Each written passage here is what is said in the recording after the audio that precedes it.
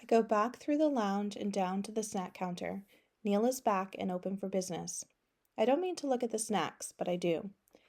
Hello, Ryder. What news from above? Hi, Nick, I say. It's Neil, he says, smiling. Sorry, Neil. I'm playing blackjack later, and I've never played before, so I was hoping for some pointers. Let me guess. If my recollections of childhood are any indication, I guess you're playing cards with the boys in beige. Yep. He shakes his head. Well, it's not really my thing, but I do know that generally speaking, you'll want to stay when you're at 16 or greater. What does that mean? So he explains all he knows about the game, how everyone gets 2 cards to start, one up and one down, and how you want to get 21 or as close as possible without going over, and how an ace can be worth 1 or 11, and how you should stop asking for more cards when you're at 16 or more. It's confusing, but he writes the important bits on a scrap of register paper. Thanks, I say. Good luck, he says, and remember, don't let yourself feel lucky, just stick to the formula. Don't feel lucky. Stick to the formula. Got it. I sit at my seat looking out the window of the sea of pale yellow grass, thinking about the blackjack rules, wondering whether it's something dads teach their daughters. If I had a dad, maybe I'd have already known how to play blackjack or poker and other card games besides bingo. Bingo is obviously a game grandmas teach you. I'm imagining myself sticking to the formula and beating the scouts at their stupid card game. But my thoughts drift, and soon I'm thinking of a conversation about boys the last time I sat in Dr. Lola's office in Palm Springs. It was the second to last week of school, but the very last day for me. We were in our usual arrangement, with me sitting on the middle cushion of the couch in our dimly lit therapy room, and her across from me in a high-backed chair. How do you feel? She asked. Shrinks mainly try to get you to talk and say things you'd rather not say. Amazing, I said. She didn't smile. I'm going to miss you. I folded my arms. I'm sure there are lots of other crazy kids to keep you company. How are you feeling about your grandmother? Where's your yellow pad? I asked. How will anyone know we met without your yellow pad? She sighed. I can make notes later, but I'd like to know how you're feeling about... She hated you. She didn't like me seeing you. Dr. Lola sat up straight and smoothed her skirt. She was pretty and always composed. Why do you think that was? She said your name sounded more like a floozy than a doctor. She smiled. I've heard that before, but presuming I am an actual psychologist, why do you think she didn't like for you to see me? Because it made her look bad that she had a crazy granddaughter. Did she say that? I scoffed. Look at me. I'm not the kind of granddaughter she could brag about.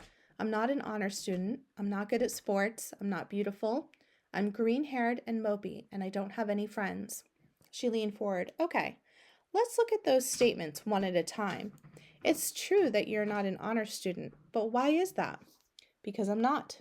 Would you like to be? I bit a thumbnail. I don't know, maybe. Do you think you could be if you worked at it?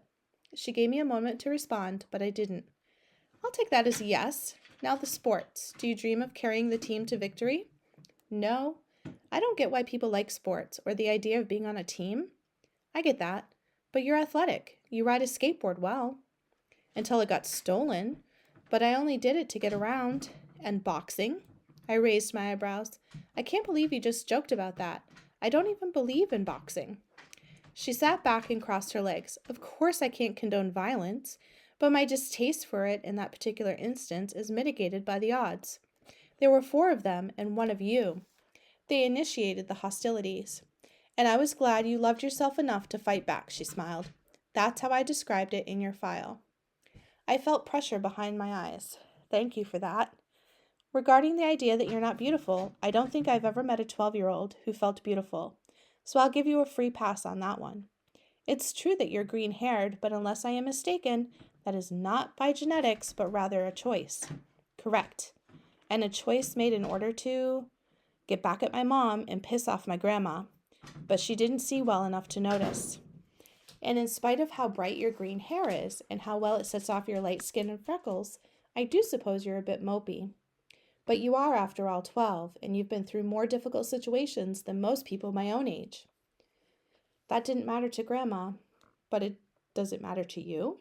Do you think you can forgive yourself for not having a spring in your step and a song in your heart? I fought back a smile. You're really letting it all hang out on our last day together, aren't you? She smiled and leaned forward. And while you may see yourself as not having any friends, it doesn't mean that you're unworthy as a friend. And speaking for myself, not as a psychologist, but as a human being, getting to know you has enriched my life. She took off her glasses and wiped her eyes. Believe me, that's not something I'd say to every student that passes through my office. I couldn't think of anything to say to that. Luckily, I was saved by the 3 o'clock bell. She leaned back and said, "Before you go, let me say one thing about boys. Idiots." Well, perhaps, but there may come a time in the not-too-distant future when you meet a boy or any kind of person whose affection for you or apparent affection for you and praise makes you feel everything you've ever wanted to feel. I doubt it. Loved, attractive, special, important. Don't trust that feeling. It does sound terrible. She stood and moved toward me. Beware of that feeling. Find it from yourself first. Love yourself. She reached out her hand to pull me up from the couch. Work at becoming the person you want to be and love yourself. Only then can you really trust your feelings and the intentions of others. I couldn't look her in the eyes, and she wouldn't let go of my hand. She put her arm around my shoulders. You aren't supposed to hug me. It was true. I read it in the patient-doctor relationship pamphlet. I pulled myself away, slunk from her office, and left that school forever. The voice on the speaker says the first wave of people with reservations for lunch are welcome to the dining car. My stomach growls in response. I'm excited about the prospect of winning money from the scouts later, but that doesn't do me any good right now. I'm starving. I walk to the observation lounge. Everywhere people are snacking, and the smell of real food drifts in from the dining car. I want it to look like there was a reason for me to come to the lounge, so I grab a timetable from the display rack. It shows the route of the train and when it gets to different places. I open it up and look at it. Then I grab all of them. I make my way from the lounge car and into the coaches. I walk down the aisle waiting for courage. A middle-aged woman looks up and smiles. Would you like a timetable? They're 50 cents. She looks surprised, then confused. Then she fishes $1 from her purse. I don't have any change, I say. You can keep it. I do a little bow. Thank you, and please let me know if you have any difficulty understanding the timetable. Okay. For instance, you might need to be reminded that when you are looking at the schedule in one direction, you read it top to bottom. In the other direction, you read it bottom to top. Got it. And there are time zone changes, but remember that in Arizona, they don't go on daylight savings time. She's starting to look annoyed, so I walk away, heart racing. I keep moving down the aisle, waiting for eye contact. The next eyes belong to a man with dark hair. Hello, would you care for a timetable? They're 50 cents. Cute? I hold it up. A timetable. Oh. I notice his accent. He's a Spanish speaker. He reaches for the timetable. Gracias, thank you. I smile and wait. He doesn't notice I'm still standing there. It's 50 cents. You? 50 cents, please. Honey, you can't be borrowing money from other passengers. Dorothea has appeared. I'm not borrowing it. I'm selling him the timetable. As soon as I say it, I realize she'll probably object. Honey, you can't take free timetables from Amtrak and sell them to passengers. But I'm also offering invaluable assistance interpreting the timetables, which are a little confusing.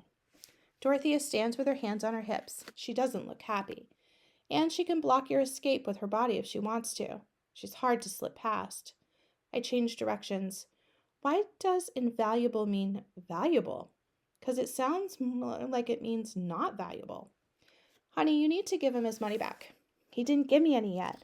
I was closing the deal when you showed up. She says something to him in Spanish. He shakes his head and she looks back at me.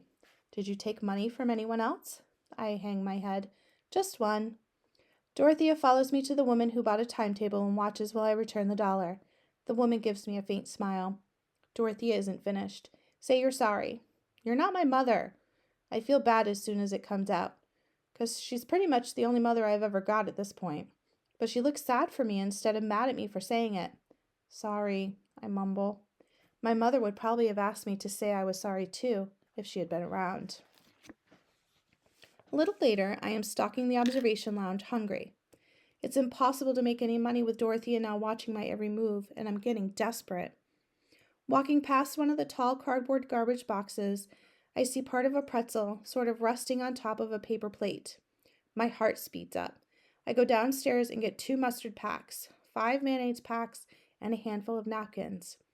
Back upstairs, I crumple one of the napkins and reach into the garbage to drop it in, then grab the pretzel as my hand exits. I feel like everyone in the observation lounge is watching me. It isn't the first time in my life I've done this. When Mom worked at a chicken and waffles place when I was 6, sometimes she'd just have me hang around for a while she worked because she couldn't get a sitter.